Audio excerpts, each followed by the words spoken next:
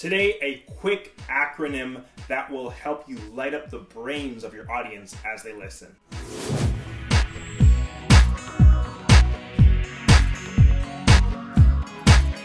Lighting up the brain of your audience. It's important to know that your audience isn't going to remember everything you say, but what they will remember are the words that are constructed to stick in the brain. And there's an author by the name of James C. Humes. He was once considered one of the best speech writers in US history.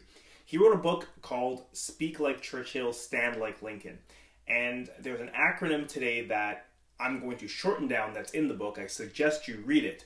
But it's a way to change the phraseology of the speeches that you give so that your words will stick in the user's brain. And the acronym is ACE, A-C-E. A stands for alliteration, C for contrast, and E for echo. A is for alliteration. Alliteration is simply using the same letter at the beginning of successive words or a few words in a sentence to illustrate a point. You were probably most familiar with these when you did or listened to tongue twisters when you were young. She sells seashells by the seashore, or Peter Piper picked a pepper. S and P are those alliterative letters that are used to demonstrate a point and make something memorable. We remember these tongue twisters when we're older for a reason, because alliteration was used. In Martin Luther King's I Have a Dream speech, he used the letter C to emphasize alliteration at quite a few points in his speech.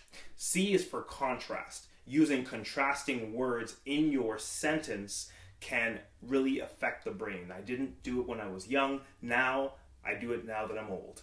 Young and old are contrasting words. Can you think of contrasting words to use in your speech? Old, young, light, dark, whatever. Finally, E is for echo. Echo is when you use a word, a complete word, multiple times in a sentence or a paragraph. You'll hear speakers say this normally near the end of a speech, or when they want to emphasize a point.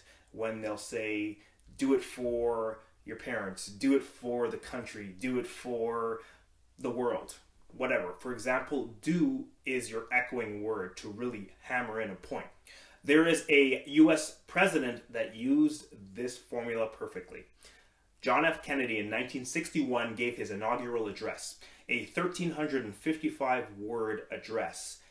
Yet, we only remember 17 of those words. Ask not what your country can do for you, ask what you can do for your country. The reason we remember those words is not an accident. This phrase has alliteration, contrast, and echo. He has alliteration. He uses the letter C, country can, and he uses it again. That's how he uses alliteration. He uses contrast. When he says, ask not what your country can do for you, but what you can do for your country. You can oppose terms or multiple words to make a contrasting effect. And finally, echo. He said, ask and then ask. Country and then country. Can do, can do. He used echo back and forth in that phrase. There is a line from that speech. There is a line that you will never forget.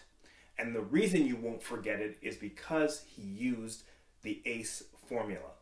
If we only remember 1% of a speech given by a US president, when you speak to a crowd, how much of your speech is going to be remembered? Use these words in your speech. Use alliteration, use contrast, use echo, read the book, Speak Like Churchill, Stand Like Lincoln. Use formulas in your speech to change the phraseology of some of the words that you say so that your speech will be remembered, hopefully, as long as JFK's was.